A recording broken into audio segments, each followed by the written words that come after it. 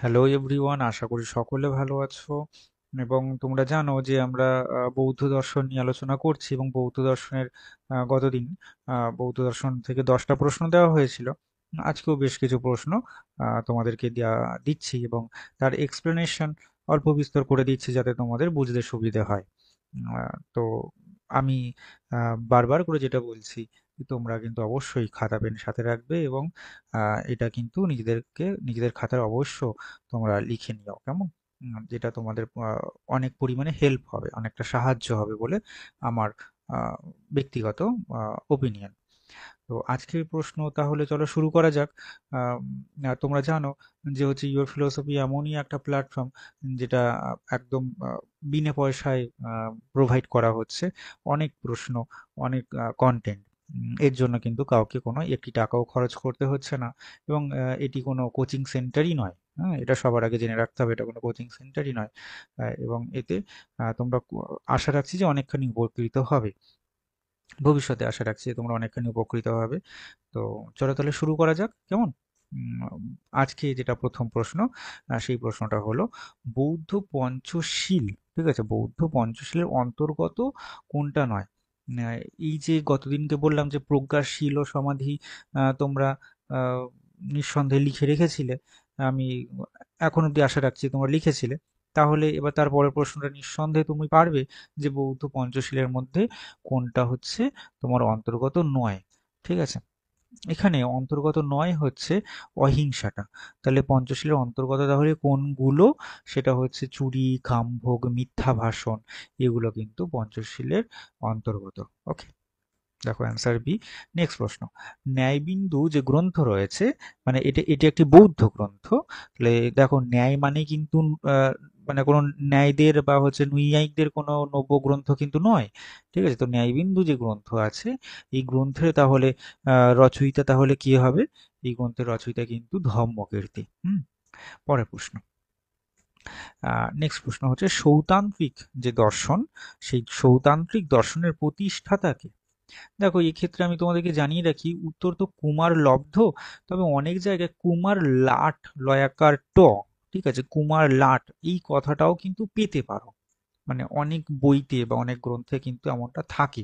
কুমার লব্ধও যেমন আছে, কুমার লাটও কিন্তু আছে। ঠিক আছে, তো যাই হোক, এখানে অপশন হচ্ছে ই তোমার হলো উত্তর। পরের প্রশ্ন, চারটি আর্য সত্যের লক্ষ্য কি? ঠিক আছে, যে চারটি আর্য সত্য আমরা পেয়েছি, সেই চারটি আর্য সত্যের লক্ষ্য কি? দুঃখ মুক্তির উপায় প্রদর্শন করা, নৈতিক উন্নতির পথ দেখানো, ঈশ্বরের কাছে পৌঁছে যাওয়া, বোধি জ্ঞান লাভ করা। দেখো, বোধি জ্ঞান তো লাভ করা নয়, এক্ষেত্রে হচ্ছে দুঃখ মুক্তির উপায় প্রদর্শন করাই হচ্ছে চারটি আর্য সত্যের লক্ষ্য। কেমন? মানে অপশন হচ্ছে তাহলে হলো তোমার উত্তর। পরের প্রশ্ন, ভূতার্থ। ভূতার্থ, এই ভূতার্থের কিন্তু অপর নাম তাহলে কি? অনিত্যবাদ, ক্ষণিকবাদ, আর্য সত্য চতুষ্টয়বাদ, নাকি প্রতীত সমুৎপাদবাদ? এক্ষেত্রে উত্তর হচ্ছে আর্য সত্য চতুষ্টয়বাদ। ঠিক আছে, পরের প্রশ্ন, মানে অ্যান্সার হলো সি হলো ওখানে। পরের প্রশ্ন, নিম্নলিখিত কোন মতটি বৌদ্ধ মতের সাথে যুক্ত?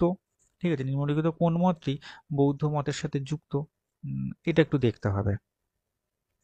সেটা হচ্ছে অর্থক্রিয়াকারিত্ব নৈরাত্যবাদের ভিত্তি, অর্থক্রিয়াকারিত্ব জড়বাদের ভিত্তি, অর্থক্রিয়াকারিত্ব ক্ষণিকবাদের ভিত্তি, অর্থক্রিয়াকারিত্ব কর্মবাদের ভিত্তি।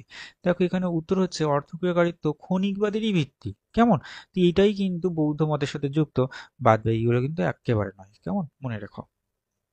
চলো, সি, এর সি মানে এই 7 থেকে বাকি প্রশ্নগুলো আমি জানি তোমাদের একদম ঠোঁটস্থ, মানে একদম ঠোঁটের গোড়ায় লেগে থাকে এরকমই কিছু প্রশ্ন আমি ইচ্ছে করে দিয়েছি, যাতে আমি মানে বুঝতে পারি যে হয় না যে একটু পড়ার মধ্যে একটা একটা এক্সাইটমেন্ট একটা আসলো যে হ্যাঁ, এই তো বেশ কিছু প্রশ্ন পেয়েছি, বেশ কিছু সহজ সহজ প্রশ্ন পেয়েছি, এরকম একটা বেশ আনন্দময় একটা একটা ব্যাপার। তো সেই রকমই একটা দেখো, মাধ্যমিক কারিকা, এই মাধ্যমিক কারিকার গ্রন্থকারকে, ঠিক আছে, এই গ্রন্থকার অবশ্যই নাগার্জুন। কেমন? আচ্ছা, পরের প্রশ্ন দেখো, যোগাচার যে ভূমিশাস্ত্র, এই যোগাচার ভূমিশাস্ত্র এই গ্রন্থটির গ্রন্থকারকে? এই গ্রন্থটির গ্রন্থকার কিন্তু বসুবন্ধু। আর বোধহয় আমি আগের দিন বললাম কিনা ঠিক মনে পড়ছে না, অভিধম্ম কোষ বলে একটি গ্রন্থ আছে, সেই গ্রন্থটিও কিন্তু তোমার বসুবন্ধু কিন্তু লিখেছেন। কেমন? তাহলে যোগাচার ভূমিশাস্ত্র বলে একটি গ্রন্থ এবং অভিধম্ম কোষ বলে একটি গ্রন্থ আছে, যে গ্রন্থটি কিন্তু বসুবন্ধু লিখেছেন। আমি জানি তোমরা এগুলো জানো, তবু আমি জাস্ট একবার মানে ওই হয় না যে একটু ছুঁয়ে যাওয়া, একটুখানি বলে দেওয়া, এইরকমই আর কি, ধরে নাও। পরের প্রশ্ন, সেটা হচ্ছে মহাযান সূত্রালঙ্কারের যে একটা গ্রন্থ আছে, মহাযান সূত্রালঙ্কার, সেই গ্রন্থটার গ্রন্থকারকে? সেই গ্রন্থের গ্রন্থকারকে? উত্তর কি কুমারলব্ধ, মৈত্রেয়নাথ, নাগার্জুন, নাকি অসংখ্য? অবশ্যই এক্ষেত্রে উত্তর হচ্ছে তোমার অসংখ্য। হুম কেমন? পরের প্রশ্ন হচ্ছে বুদ্ধচরিত। বুদ্ধচরিত, এই বুদ্ধচরিত যে গ্রন্থ, সেই গ্রন্থের গ্রন্থকারকে বা বুদ্ধচরিতের গ্রন্থকারকে? উত্তর কিন্তু এক্ষেত্রে অশ্ব ঘোষ, মানে এখানে অপশন এ হবে। দেখি আমি এটা দিয়েছি কিনা, হ্যাঁ এ। তো যাই হোক, এই কটা প্রশ্ন আমি আশা রাখছি তোমরা তোমাদের খাতায় লিখে রেখেছো, এবং আহ, অবশ্যই এই ধরনের প্রশ্ন তোমাদের পরীক্ষার জন্য খুবই হেল্প হবে, খুবই সাহায্য হবে বলে আমার ব্যক্তিগত মত। তোমরা কিন্তু অবশ্যই বাড়িতে খুব বেশি করে তোমরা কিন্তু পড়াশোনা করো। ঠিক আছে, আমি আশা রাখছি তোমরা পড়াশোনা করছো, এবং আরো বেশি বেশি করে পড়াশোনা করো, না হয় আর একটুখানি একটা ঘন্টা একটু বাড়িয়ে দাও পড়াশোনার দিকে, এবং কোনো একটা জায়গায় বা কোনো যে ক্ষেত্রে একটু বেশি সময় দিচ্ছিলে সেখানে একটু খানি কম সময় দাও, দিয়ে কিন্তু তোমরা পড়াশোনার জগতে একটু বেশি করে ফিরে এসো। কেমন? আমি তাদেরকেই বলছি যারা কিন্তু নিটি পরিবার থেকে এসেছে বা নিটি পরিবার থেকে বিলং করে, যাদের আর কি ওই কোচিং সেন্টারে যাওয়ার জন্য আর্থিক সামর্থ্য নেই।